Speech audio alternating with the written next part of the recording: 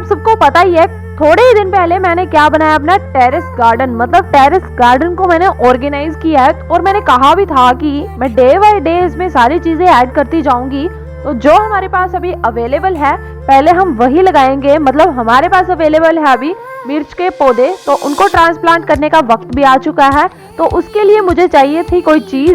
पहले तो हम लगाते थे अपने सिंपली किचन गार्डन में, क्यों? क्योंकि पहले हमारे पास सिर्फ वही था, बट अभी मैंने टेरेस गार्डन तैयार कर लिया है तो सोचा कि यहीं पर लगाते हैं। तो उसके लिए मुझे चाहिए था कुछ बर्तन, जो कि मैं आज कबाड़ से उठाकर लाई हूँ।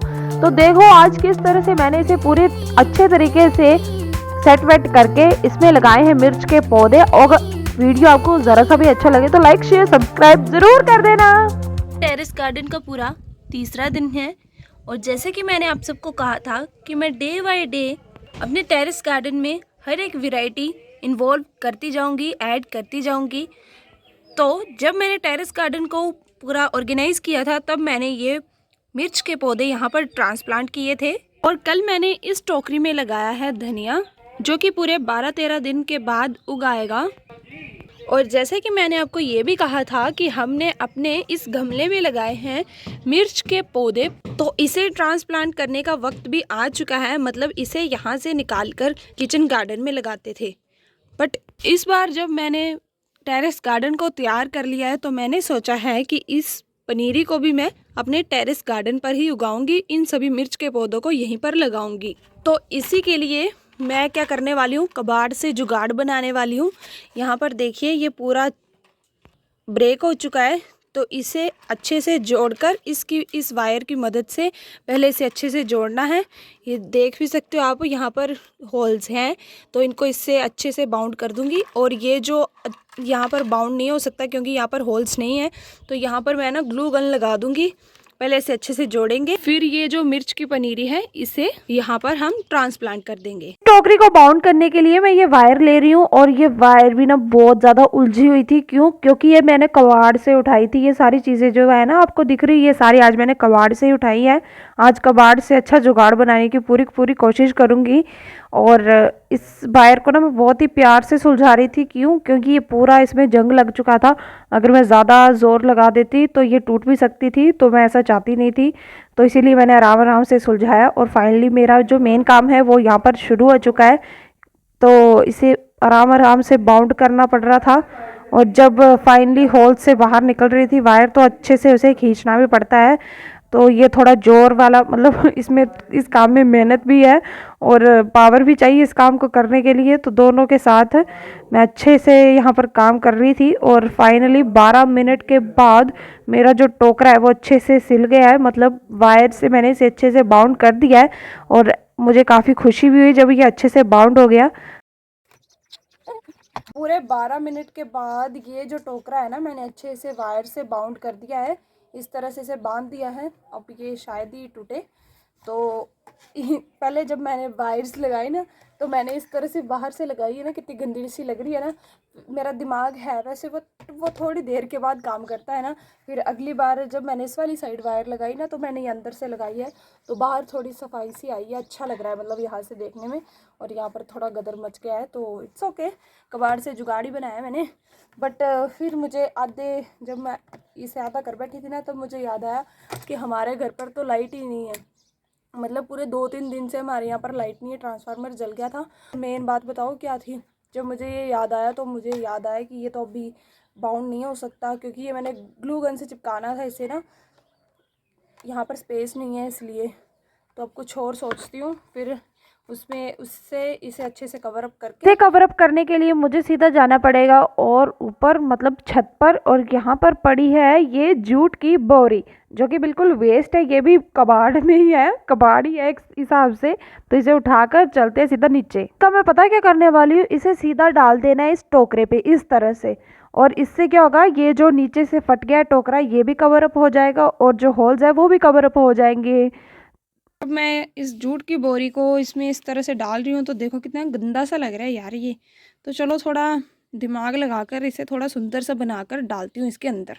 मैंने साइड से कट करने की सोची है, क्योंकि इसे मैं जब पूरा अंदर सेट कर रही हूँ तो ये बाहर इस तरह से लटक रहा है, तो ये थोड़ा अच्छा नहीं लग रहा है, इसीलिए इसे काट दूँगी। तो इसके लिए मुझे चाहिए थी कैंची, जो कि मम्मा ने मुझे दी नहीं, तो मैं लेकर आई हूँ इसके लिए ये धार वाला चाकू। तो फटाफट से इस धार से चाकू के साथ इसे धाड़ कर देते हैं, यहाँ से काट देते हैं।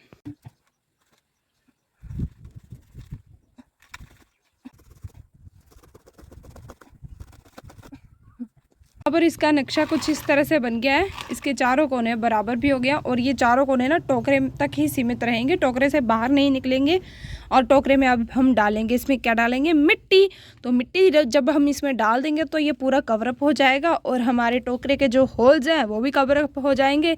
तो है ना मेरा दिमाग ये। तो चलो ज़्यादा ना बातें करते हो, अब मिट्टी का जुगाड़ करती हूँ, मिट्टी लेकर आती हूँ। आप भी मेरे साथ जाओगे, क्योंकि और कोई साथ में है नहीं, तो आप सब चलो साथ में, मेरी तरह कड़ी धूप में साथ चलोगे ना मेरे। सारे चलना है और पूरे वीडियो को देखना है, और उसे लाइक भी करना है, शेयर भी करना है, और चैनल को सब्सक्राइब भी करना है। ये तीनों चीज़ें अगर आपने कर दी तो आप हमेशा अपने जीवन में खुश रहोगे, और मैं तो हमेशा ही खुश रहूँगी फिर तो कड़ी धूप में मैंने उठा ली है बाल्टी, और साथ में ये औजार जिससे मैं मिट्टी को खोद कर लेकर आऊँगी। इतनी बड़ी बाल्टी लेकर जाऊँगी तभी उसका गुजारा होगा। बाकी मिट्टी मैं ले लूँगी, तो फटाफट से मिट्टी निकालने का काम शुरू करते हैं। मैंने ना भर तो ली है ना, बट ये भारी बहुत ज़्यादा है, बहुत ज़्यादा। पूरे 20 लीटर की बाल्टी है, पूरे 18 लीटर मैंने भरी हुई है ये। हो हालत टाइट होगी मेरी। तो बाल्टी को ना खेत से घर तक पहुंचाने में बहुत ज़्यादा मेहनत लगी है, फिर मुझे ये सीढ़ियाँ भी चढ़नी पड़ी यहाँ तक। तो सच में मेरे हाथ यहाँ से ना बिल्कुल नीले पड़ चुके हैं और सुन्न हो गए हैं। तो अभी आगे की बात कर लेते हैं। तो यहाँ पर मैंने मिट्टी को ले आई हूँ। तो बढ़िया सॉइल मिक्सचर तैयार करने के लिए हमें 2 चीज़ों की और आवश्यकता है। एक तो रेत है, और दूसरा है ऑर्गेनिक फर्टिलाइज़र। इसमें हम प्रयोग करेंगे गोबर की खाद का। तो फटाफट से मैं अब ना गोबर की खाद ले आती हूँ, और रेत हमारी साइड में ही है। तो इन दोनों चीज़ों को फटाफट से इस मिट्टी में मिक्स कर देते हैं, और बना देते हैं एक बढ़िया सॉइल मिक्सचर। मिट्टी को पलट लेते हैं, नीचे गिरा देते हैं, क्योंकि हमने इसे अच्छे से मिक्स करना है दोनों चीज़ों में।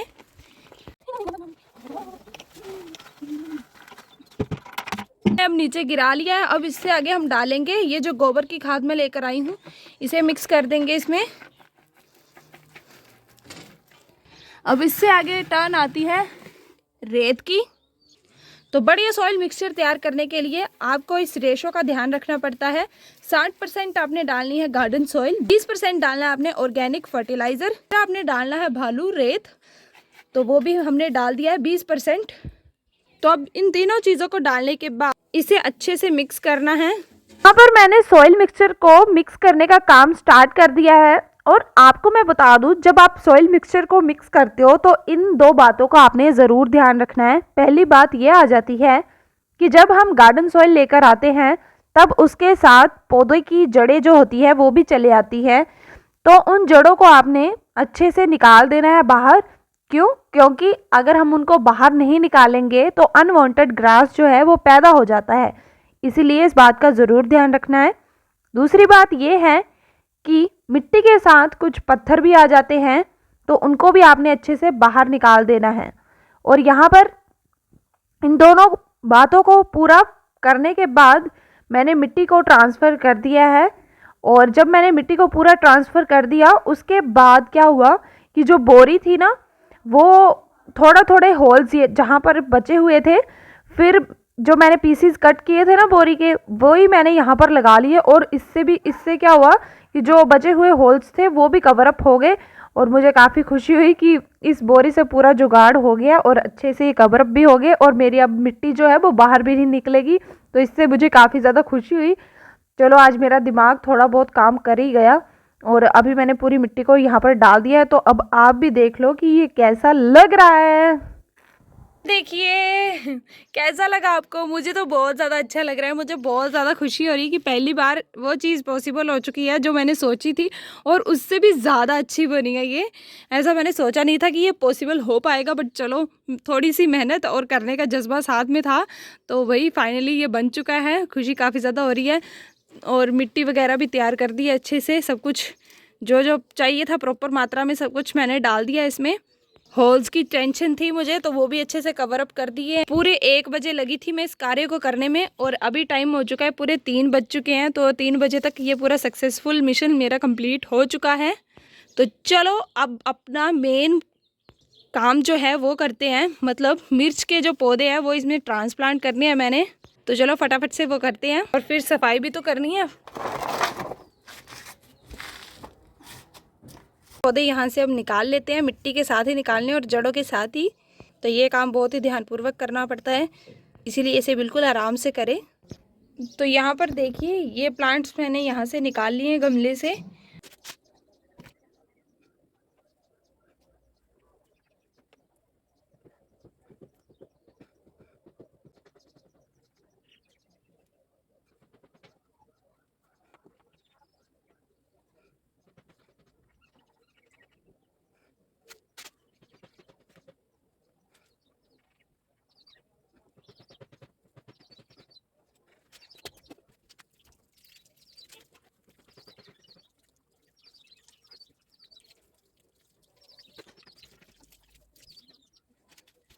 फाइनली गाइज मैंने यहाँ पर मिर्च के पौधे ट्रांसप्लांट कर दिए हैं। हमारा मिशन सक्सेसफुल हो चुका है और खुशी तो बहुत ही ज़्यादा हो रही है मुझे कि मेरी सोची चीज़ पॉसिबल भी हो चुकी है और जो जो मैंने सोचा था वैसा हो भी गया है।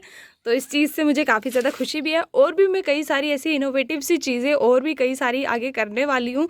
इसीलिए चैनल पर नए हो तो ज़रूर सब्सक्राइब कर लेना। पर देख रहे होंगे कि मैंने ना मिर्च को काफ़ी ज़्यादा स्पेस पे लगाया है, देख रहे हो ना, इस तरह से इनको मैंने सर्कुलर शेप में लगाया है और एक बीच में पौधा लगाया है। क्यों?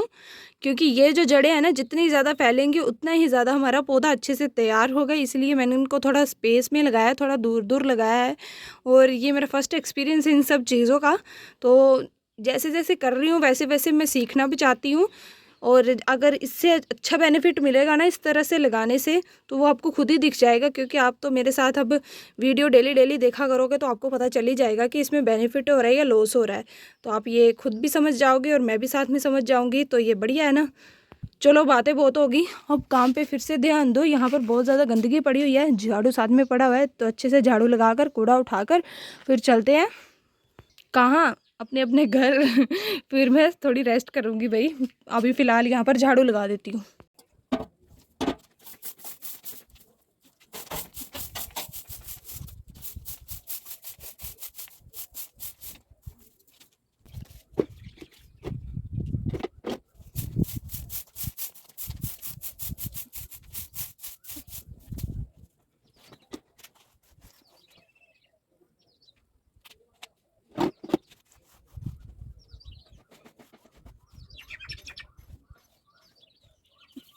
गाइस अब मेरा सुंदर सा टेरेस गार्डन धीरे धीरे तैयार हो रहा है। मसाले इंग्रेडिएंट्स भी यहाँ पर लगे हुए हैं अब तो, और ये हमारी चिली भी हमने यहाँ पर लगा दी है और फूल तो ऑलरेडी यहाँ पर लगे हुए थे। इनकी केयर भी डे बाय डे और सब कुछ डे बाय डे होता रहेगा। चीज़ें भी डेली ऐड होंगी, केयर भी और डेकोरेशन भी ज़रूर इसमें डेली ऐड होगी।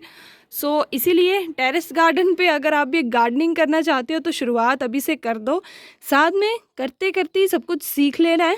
अगर आप करोगे नहीं तो सीखोगे कैसे, इसीलिए शुरुआत कर दो, तभी आप सक्सेसफुल भी हो जाओगे और आपको फल भी मिल जाएगा जो भी आपको चाहिए होगा। तो मैंने तो शुरुआत कर दी है, अब देखते हैं आगे क्या होता है। तो आगे तो यही होने वाला है कि आप वीडियो को भी लाइक करने वाले हो, शेयर करने वाले हो, सब्सक्राइब भी करने वाले हो ना। इतनी मेहनत की है भाई, इतना सा काम तो आप कर ही सकते हो। आपका कौन सा अंगूठा दुख रहा है चैनल को लाइक शेयर सब्सक्राइब करने में? तो फटाफट से कर दो यार, तभी मेरी हिम्मत आगे और बढ़ेगी और भी इसी तरह के नए आइडिया मेरे दिमाग में आएंगे और मैं खुरापाती दिमाग लगा के इस तरह के काम करती रहूँगी। हर दिन मैं एक और नई चीज़ इसमें ऐड करती रहूँगी, बट स्टिल जो एक चीज़ यहाँ पर रहेगी वो है सफाई एंड में आपने ज़रूर करनी है अपने टेरेस गार्डन की अच्छे से, जो कि मैंने अभी कर दी है। यहाँ पर कड़ी धूप होने के बावजूद भी मैंने अच्छे से यहाँ पर झाड़ू लगाया भाई, इतनी मेहनती लड़की हूँ मैं। तो चलो बाय बाय, बहुत बातें कर ली, अब थोड़ी रेस्ट कर लेती हूँ, बाय बाय।